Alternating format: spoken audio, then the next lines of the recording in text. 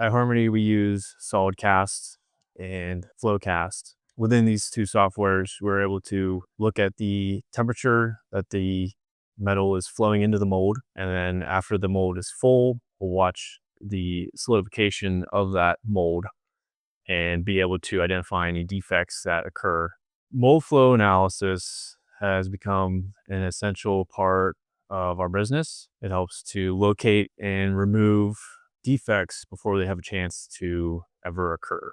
At Harmony, we only use aluminum A356. Now, aluminum has the highest amount of shrinkage during solidification compared to other alloys in the casting industry.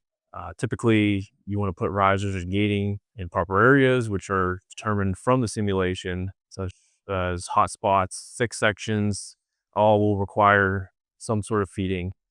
And all of that is able to be calculated and identified within the simulation software itself.